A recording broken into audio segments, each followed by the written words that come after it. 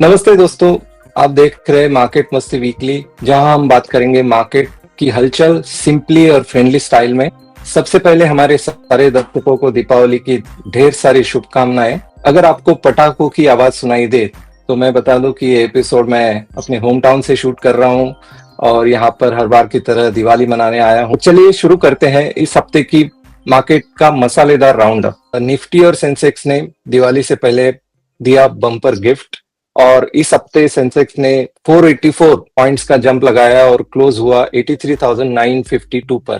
साथ ही साथ निफ्टी भी पीछे नहीं रहा है और 124 पॉइंट की तेजी के साथ 25,709 पर बंद हुआ। मार्केट में बुलिश सेंटिमेंट बना हुआ है और एक्सपर्ट्स कह रहे हैं अगर थोड़ा डिप आए तो उसे बाइंग अपॉर्चुनिटी समझे। और साथ ही साथ अगर हम देखें गोल्ड प्राइसेस को तो तेज डिमांड के चलते गोल्ड ने भी बनाया है रिकॉर्ड हाई। एक्सपर्ट्स कह रहे हैं कि गोल्ड में अभी भी अपसाइड पोटेंशियल है। अगर आप गोल्ड के बारे में ज्यादा जानना चाहते हैं तो हमारा इसके पहले का एपिसोड आप जरूर देखिए। अगर आपने मिस किया है तो मैं रिकमेंड करूंगा कि आप हमारे चैनल पर जाकर वो एपिसोड देख सकते हैं। I would like to welcome Aditya and I would like to know from him how are things in the US market this week. सबसे पहले आपको और सारे दर्शकों को दिवाली की हार्दिक शुभकामनाएं। ये वीक बहुत ही फेस्टिव है। इंडियन मार्केट ने ऑलरेडी दिवाली सेलिब्रेशन शुरू कर दिया, लोगों को अच्छा गिफ्ट दिया। लास्ट वीक बहुत ही अच्छा था, 2% अप रहा। और यहाँ यूएस में भी जो इंडियन कम्युनिटी है वहाँ दिवाली के सेलिब्रेशंस ऑलरेडी ऑन है। मैं अभी एक इंडियन पार्टी से होके आया हूँ जहाँ हमने काफ़ी अच्छे तरीके से दिवाली सेलिब्रेट किया, डिनर वगैरह किया और फिर उसके बाद बच्चों ने फुलझड़ी और पटाखे कुछ जलाए। आगे आने वाले समय में यूएस मार्केट भी थोड़ा दिवाली की चमक दमक दिखाए तो मज़ा आ जाए। पिछला हफ्ता थोड़ा सा सबड्यूड था और थोड़ा वॉलेटाइल था, बट मुझे लगता है कि आगे जैसे रेट कट्स वगैरह होंगे तो यूएस मार्केट में भी तेजी वापस दिखेगी। भारतीय बाजारों की कुछ बड़ी खबरों के और अगर हम नजर डालें तो हम देखते हैं कि बैंक निफ्टी ने सबसे बड़ा धमाका किया, फ्रेश ऑल टाइम हाई बनाया और अब टारगेट है 58,500 से 59,000 के बीच। और साथ ही साथ फॉरेन इन्वेस्टर्स ने भी तेजी से बाइंग की है।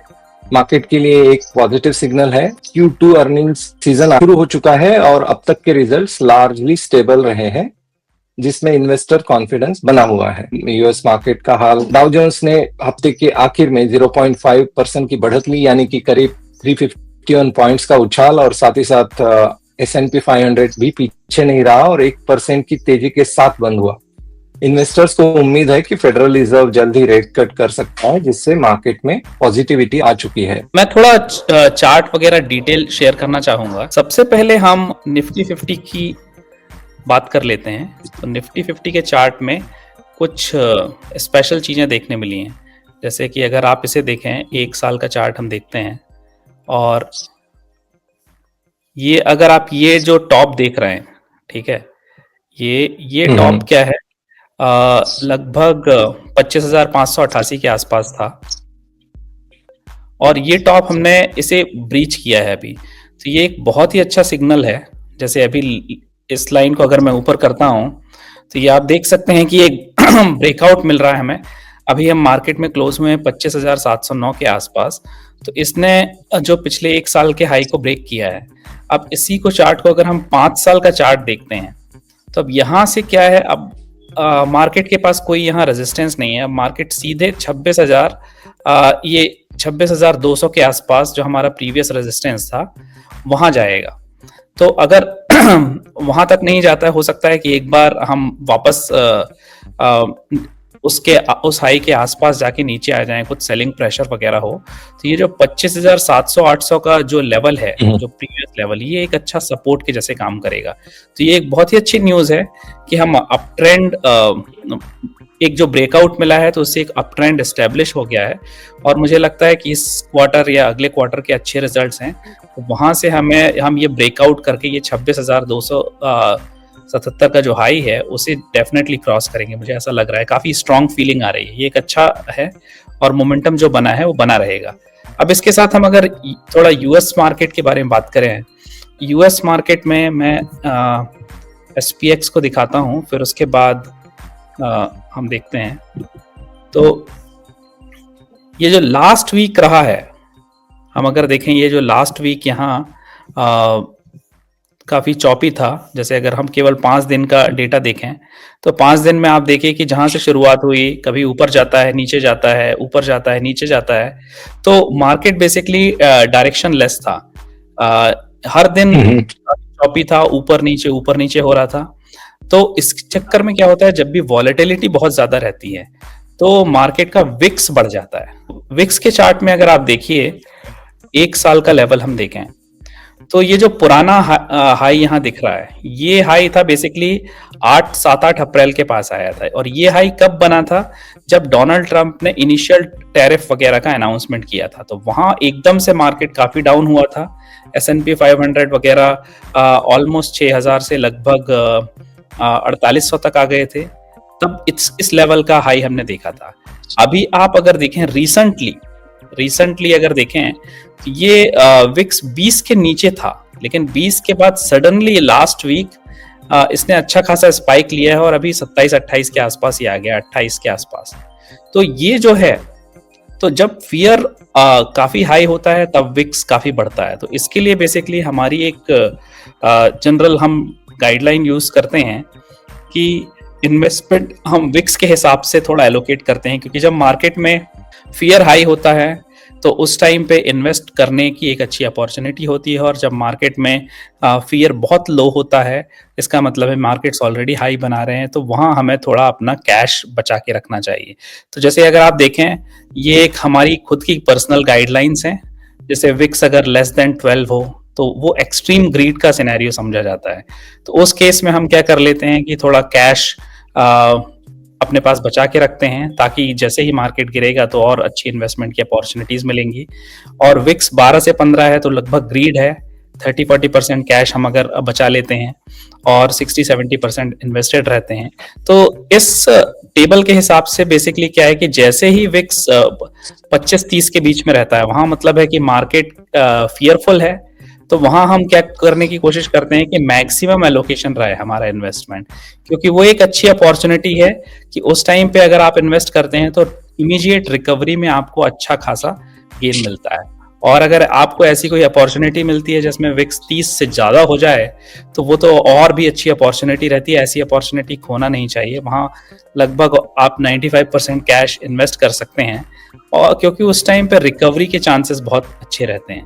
तो ये एक जस्ट गाइडलाइन है जो हम यूज करते हैं।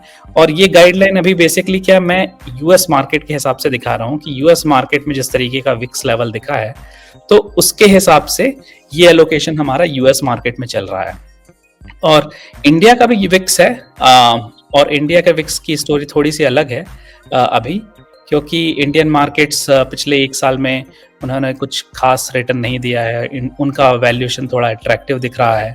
तो वहाँ थोड़ा फियर उतना ज़्यादा नहीं है। अभी यूएस मार्केट पिछले 3 साल से नए के नए हाई बना रहे हैं, तो वहाँ थोड़ा सा अनसर्टेनिटी, चाइना और यूएस के बीच में ट्रेड डील के इश्यूज चल रहे हैं, तो उसके कारण थोड़ा सा। और डोनाल्ड ट्रंप ने भी थ्रेटन किया चाइना को कि हम 100% टैरिफ लगा देंगे। चाइना ने भी रिटेलिएट किया, बोला कि हम रेयर अर्थ मेटल्स में और इश्यूज क्रिएट करेंगे, सप्लाई रेस्ट्रिक्ट कर देंगे। तो वो सब देखते हुए यूएस ट्रेडिंग मार्केट के लिए ये विक्स एक बहुत ही इम्पोर्टेंट एट्रीब्यूट है वॉच आउट करने के लिए। अब हम बात करेंगे अगले हफ्ते की तैयारी की, यानी कि वो कौन सी बड़ी खबरें, डेटा और इवेंट्स है जो अगले हफ्ते बाजार की चाल तय कर सकते हैं। भारतीय बाजारों को देखा जाए तो रिलायंस, HDFC बैंक और ICICI बैंक जैसे बड़े प्लेयर्स की क्वार्टरली रिजल्ट्स आने वाले हैं। और अगले हफ्ते US CPI डेटा और फेड रेट का डिसीजन भी मार्केट को इम्पैक्ट कर सकता है। FIIs का इंटरेस्ट बना रहा तो मार्केट और ऊपर जा सकता है। मार्केट मस्ती का फाइनल टेक अवे देखे इस हफ्ते के लिए तो भारतीय बाजार में सेंसेक्स और निफ्टी ने तेजी देखी, जबकि बैंक निफ्टी ने नया ऑल टाइम हाई बनाया। अगले हफ्ते मूरत trading, Q2 earnings, US CPI data और फेड की मीटिंग जैसे बड़े इवेंट्स मार्केट की दिशा तय करेंगे। तो चलिए अब आगे बढ़ते हैं हमारे इस हफ्ते के खास सेगमेंट की तरफ। आज का डीप डाइव बहुत इंपॉर्टेंट है। आज हम बात करेंगे उस मैजिक नंबर की, 1 करोड़। क्या आपने कभी सोचा है कि लोग कहते हैं बस 1 करोड़ तक पहुंचो फिर सब आसान हो जाएगा। चलो आज इस बात की गहराई में चलते हैं, सिंपल भाषा में, बिना किसी भारी भरकम फाइनेंस के जार्गन के। 1 करोड़, पहला कारण हम अगर देखें, कंपाउंडिंग की ताकत। जब आपका वेल्थ बेस बड़ा होता है, इसका अगर एग्जांपल हम देखें, 1 करोड़ 10% से 5 साल में एक 1.51 करोड़ बनता है, लेकिन 2 करोड़ वही रेट पर 3.22 करोड़ बन जाता है, यानी प्रॉफिट डबल से भी ज्यादा। हाँ, ये बहुत ही इम्पोर्टेंट चीज है कंपाउंडिंग को समझना। और जैसे कई लोगों ने पहले कहा है, हमसे पहले बड़े बड़े एक्सपर्ट्स ने, कि compounding is the 8th wonder of the world. तो कंपाउंडिंग को मैं बेसिकली कैसे बोलता हूँ कि अगर इन्वेस्टिंग में आप देखें तो कंपाउंडिंग को अगर आप एक चिंगारी बोलेंगे, ठीक है, और अगर आपके एसेट बेस को हम बोलें बारूद है, तो ये दोनों जब मिल जाते हैं एक सही उसमें, तो ये एक बड़ा एक्सप्लोजन क्रिएट कर सकते हैं। नहीं तो वही होता है, वही एक्सप्लोजन की हम बात करते हैं कि 1 करोड़ के बाद 1 करोड़ ऐसा मैजिक नंबर है कि वहां आपके पास कंपाउंडिंग है और वहां आपके पास इनफ साइज है कि वो इतना बड़ा वेल्थ इफेक्ट का एक्सप्लोजन क्रिएट कर देता है कि उसका इफेक्ट आपके पोर्टफोलियो में हर ईयर ऑन ईयर दिखेगा। और आपको फिर 1 करोड़ से 2 करोड़ से 4 करोड़ से 10 करोड़ बनाना बहुत ही आसान दिखने लगेगा। और इवन 1 करोड़ के बाद मैंने देखा है बहुत सारे लोगों के गोल ऐसे रीसेट हो जाते हैं कि उन्हें समझ में आता है कि अरे मैं तो अब 50 करोड़ या 100 करोड़ के भी ख्वाब देख सकता हूँ। उसके पहले क्या होता है कि जब तक आपके पास 1 करोड़ नहीं होता है तो आपका लिमिटेड विजन होता है और आपके पास लिमिटेड मीन्स होते हैं इन्वेस्टमेंट करने के। 1 करोड़ के बाद आपके पास इतने नए नए एवेन्यूज खुल जाते हैं, आपके एम्बिशन में पंख लग जाते हैं और आपका नेटवर्क इफेक्ट चेंज हो जाता है। बहुत सारी चीजें ऐसी जो हैं जो हम देखते हैं कि वहां से आपका टोटल आउटलुक ही चेंज हो जाता है मनी के बारे में। इसका मतलब जो अगर एक एग्जांपल, छोटा सा एग्जांपल मैं दूं कि इंडिया में अगर आप देखें कि सारे इंडियंस का अगर सैलरी एवरेज क्या है, वो है ऑलमोस्ट 4 लाख से थोड़ा सा कम है आज की डेट में। और अगर आप केवल फॉर्मल सेक्टर देखें, फॉर्मल सेक्टर जो कि आईटी सेक्टर, जो कंप्यूटर से रिलेटेड जो काम कर रहे हैं, जिनका वो है, अनऑर्गेनाइज सेक्टर में नहीं है, तो उनका अगर सैलरी एवरेज देखें तो वो 10 लाख से कम है। अब अगर आप 1 करोड़ को, अगर आपने स्टॉक मार्केट में पैसा लगा दिया तो 1 करोड़ में आपको 14% का रिटर्न अगर मिला तो वो आपको 14 लाख रुपए मिला। अब ये 14 लाख इंडिया के फॉर्मल सेक्टर के 10 लाख से के एवरेज से भी 40% ज्यादा है। इसका मतलब क्या है कि अगर आपके पास 1 करोड़ है तो वो 1 करोड़ आपको 1.4 एम्प्लॉइज के बराबर आपको सैलरी कमा के दे रहा है हर साल। तो आप सोचिए कि आप अगर अपने घर के सिंगल ब्रेड विनर हैं और अगर आपके पास 1 करोड़ की ताकत है तो वो जो चिंगारी और बारूद आपके पास है तो उसका जो इफेक्ट है, इसका मतलब है कि आपके पास 1.4 एम्प्लॉइज हैं जो आपके साथ आपके लिए काम कर रहे हैं। तो वहां से आप देखेंगे कि आपके जो पैसा कमाने की ताकत है और पैसे को मल्टीप्लाई करने की ताकत है, there are 1.4 invisible employees working for you and they will keep working for you. तो ये जो इसका इफेक्ट है, ये हमें आगे आने वाले 10 साल 15 साल में ये नंबर ऑफ एम्प्लॉइज जो आपके साथ काम कर रहे हैं, इनविजिबल एम्प्लॉइज, ये बढ़ते जाएंगे जैसे जैसे कंपाउंडिंग काम करेगा। जब आपकी नेटवर्थ 1 करोड़ तक पहुंचती है तो गेम चेंज हो जाता है और अब आपके इन्वेस्टेड मनी से आने वाला रिटर्न आपकी मंथली सेविंग से भी फास्ट ग्रो करने लगता है। कि यही होता है वो टिपिंग पॉइंट जहां पर एक तरह से आपका माइंडसेट और नेटवर्क दोनों बदल जाते हैं। तो यही है दूसरा रीजन। तो उसमें जैसे शुरू में हम हमेशा फ्यूचर के लिए बचा रहे होते हैं, हम उसी माइंडसेट में रहते हैं, एक डर रहता है कि कहीं कुछ गलत ना हो जाए। और जब आप 1 करोड़ क्रॉस करते हैं तो आपका कॉन्फिडेंस बूस्ट होता है और अब सिर्फ सेविंग नहीं बल्कि वेल्थ मैनेजमेंट के बारे में भी सोचते हैं। इससे आप एक स्मार्ट डिसीजन लेने को तैयार होते हैं और 1 करोड़ क्रॉस करने के बाद आपकी सोच बदल जाती है और आपको ऐसे लोगों और एडवाइजर्स से भी से कनेक्शन मिलते हैं जो वेल्थ को मल्टीप्लाई करना जानते हैं। तो इसका रिजल्ट ये होता है कि अच्छी सोच और एनवायरनमेंट दोनों वेल्थ ग्रोथ को बढ़ावा देते हैं। और भी इसके रीजंस है, जैसे हम देखें कि रीजन नंबर 3, कॉन्फिडेंस से बेटर डिसीजंस। जैसे आपके पास स्ट्रांग बेस होता है तो आप डर के बिना बड़े डिसीजंस ले सकते हैं, जैसे नया बिजनेस स्टार्ट करना, ग्रोथ एसेट्स में इन्वेस्ट करना या हाई पेइंग अपॉर्चुनिटीज लेना। और इसका रिजल्ट होता है पैसे के साथ साथ आपकी सोच और सक्सेस दोनों बढ़ते हैं। अगर इस स्लाइड में हम देखें तो हम 1 करोड़ से आगे 30 साल की क्या क्या अपॉर्चुनिटीज ओपन हो सकती हैं, ये अपॉर्चुनिटीज को डिफरेंट एंगल से हमने एक्सप्लोर करने की कोशिश की है कि वेल्थ कैसे एक्सप्लोड हो सकता है। जनरली क्या होता है, पहला करोड़ अगर कोई आदमी 24 से 25 साल की उम्र से कमाना चालू करता है तो जनरली लोगों को 8-10 साल लग जाते हैं पहला करोड़ पहुंचने के लिए। तो अगर आपको 30-35 की उम्र में अगर आपके पास होता है तो वहां से आपके पास अनदर 30 ईयर्स है, 30-35 ईयर्स। तो वहां से अगर आपने इसको अच्छे तरीके से इन्वेस्ट कर दिया तो केवल इस मनी के इन्वेस्टमेंट से के थ्रू क्या पॉसिबिलिटीज अनलॉक हो सकती हैं, इस स्लाइड में हमने वो दर्शाने की कोशिश की है। तो अगर आप 1 करोड़ को 30 साल की उम्र में अगर एक एफडी में ही रखते हैं, एफडी सबसे मोस्ट कंजर्वेटिव इन्वेस्टमेंट है जिसमें आपको 7-8% मिलता है, अगर उसमें रख दें आप तो 30 साल में ये अमाउंट ही 10 करोड़ हो जाएगा। अब अगर आपने 1 करोड़ को ब्लू चिप एमएफ में म्यूचुअल फंड में इन्वेस्ट कर दिया जिसका आपको 14% का सीएजीआर मिल रहा है, तो ये अमाउंट आपका बढ़ के 65 करोड़ के आसपास हो जाएगा, जो कि एक काफी बड़ा अमाउंट है। और अगर आप इसको इस थोड़ा अलग तरीके से लेना चाहते हैं कि अगर आपने इसको सोचा कि मैं 1-1 लाख करके एसआईपी के थ्रू मैं इन्वेस्ट करूंगा, तो इसमें थोड़ा सा आपको एक्स्ट्रा मनी डालना पड़ेगा। 30 साल तक अगर डालेंगे तो आपका टोटल इन्वेस्टमेंट होगा 3.6 करोड़। बट आप थोड़ा सा अगर सैलरी इनकम से थोड़ा और अगर आप कमा रहे हैं तो अगर आप डालते रहे ऐसा तो 59 करोड़ हो जाएगा ये लगभग 30 साल में। और अगर 1 करोड़ को आपने 20% की कंपाउंडिंग में डाल दिया, जो कि थोड़ा सा डिफिकल्ट है, 14% काफी आसान है क्योंकि इंडेक्स भी उस लेवल का रिटर्न देते हैं। बट अगर आपने थोड़े अच्छे म्यूचुअल फंड में डाल दिया या थोड़ा सा आपने ग्लोबली डाइवर्सिफाई किया और थोड़ा इधर उधर स्मार्टली मैनेज किया तो 20% भी पॉसिबल है। तो उसके हिसाब से आपका 1 करोड़ 237 करोड़ में बदल सकता है 30 साल में। तो ये तो हुआ कि हमने पॉसिबिलिटीज देखा कि ये 1 करोड़ अगर आपको 8-10 साल की उम्र में मिल जाता है, 8-10 साल करियर में, तो वहां से आप अगले 30 साल में इसका कितना एक्सप्लोजन, कितना बिग इफेक्ट देख सकते हैं।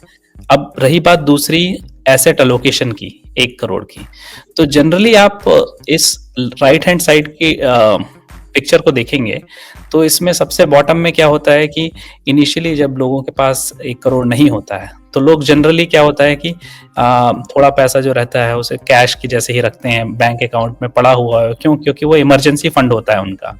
और ये थोड़ा बहुत पैसा आपने गोल्ड या सिल्वर में डाल लिया, या कुछ लोग क्या करते हैं डेट फंड्स, बॉन्ड्स या एफडीज वगैरह में लगा दिया। तो जनरली कम पैसा होने में क्या होता है कि हम जो इन्वेस्टमेंट की जर्नी में डिफरेंट एवेन्यूज हैं उस वहां पैसा एलोकेट नहीं करते हैं, ये इन्हीं 3 में रोटेट करते हैं और ये बेसिकली क्या है, लो रिटर्न प्रोवाइड करते हैं। तो जैसे जैसे आपका पैसा बढ़ता है तो लोग क्या करते हैं, फिर इक्विटी म्यूचुअल फंड्स या डायरेक्ट इक्विटी एक्सपेरिमेंट करने लगते हैं या फिर ग्लोबल इक्विटी की तरफ जाते हैं। और इसके साथ साथ क्या रहता है कि जब आपके पास 50 लाख से ज्यादा होता है तो अगर आपको पीएमएस फंड्स यूज करने हैं तो वहां आपको प्रोफेशनली मैनेज्ड सर्विसेज मिल जाती हैं। वहां आपने उनको 50 लाख दिया तो वो आपके पैसे को और भी अच्छे तरीके से डायरेक्ट अटेंशन देके मैनेज करेंगे, तो उससे भी अच्छे रिटर्न्स मिलते हैं।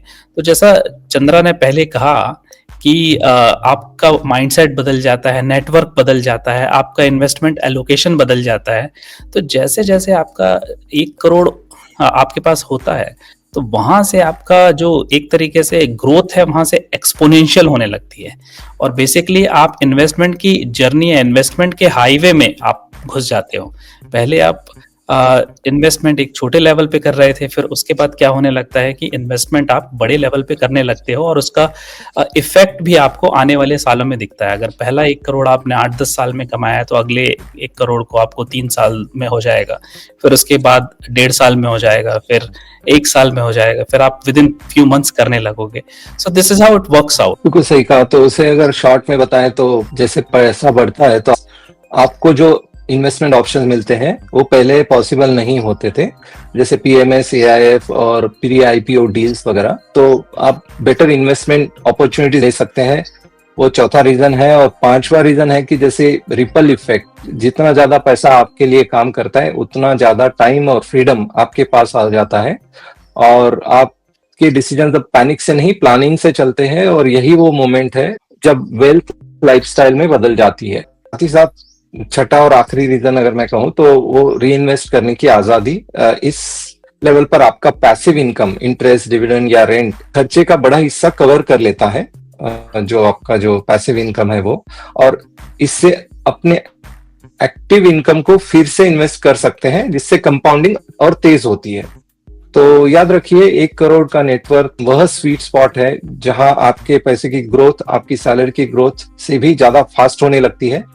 और अगर हम और इसके दो पहलुओं पे बात करें कि 1 करोड़ तक कैसे पहुंचे, तो उसके हम कुछ सिंपल इन्वेस्टमेंट टिप्स आपको बताना चाहेंगे कि जैसे आप लाइफ में जल्दी शुरू करें, जितना जल्दी आप लाइफ में या करियर में इन्वेस्ट करना शुरू करेंगे उतना कंपाउंडिंग का फायदा मिलेगा, क्योंकि time is your best friend. Basically क्या है कि अगर आपको 1 करोड़ नेटवर्थ पहुंचने के बाद इन्वेस्टमेंट बहुत अच्छे तरीके से मैनेज करना ज़रूरी है, तो डाइवर्सिफिकेशन जैसे आपने कहा वो बहुत ही इंपॉर्टेंट है कि आप सारे एसेट क्लासेस एक्सप्लोर करें और थोड़ा थोड़ा एक्सपोजर सब में होना चाहिए।